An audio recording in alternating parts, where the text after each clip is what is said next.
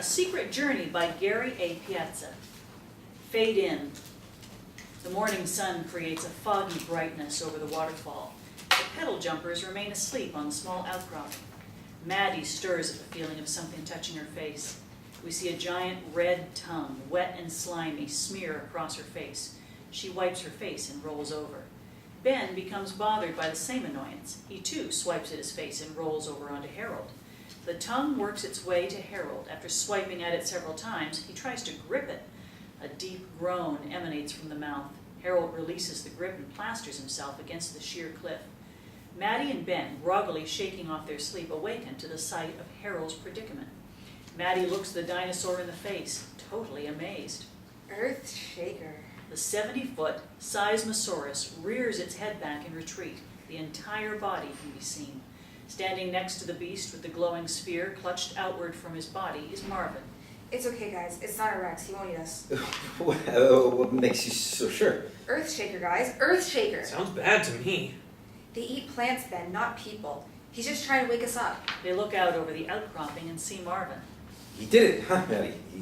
He brought the Earthshaker. Looks that way. Now, how do we get off this rock? Maddy stares at Marvin momentarily. They communicate silently, telepathically.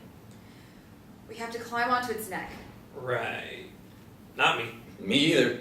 Fine. Stay here and die. What if he gets scared? She. It's a girl Earthshaker. Okay, what if she gets scared and bucks us off? Ben and Harold nod to each other. Maddy grabs them both by the shirt collar. She pulls them close. Marvin has already discussed it with her. We will be fine. She releases. She turns toward the ledge where the Seismosaurus has placed its head.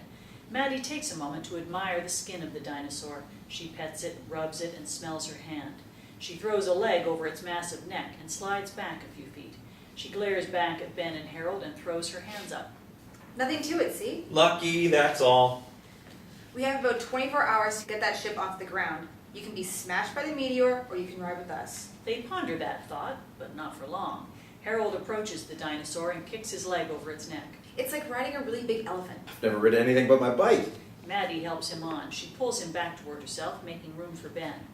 This ain't so bad. Come on, man, go for it. Oh, God, I can't believe this is happening. It's okay, Ben. Just put your leg over and we'll grab you. Ben swings a leg over. He gets halfway onto the neck and slips underneath.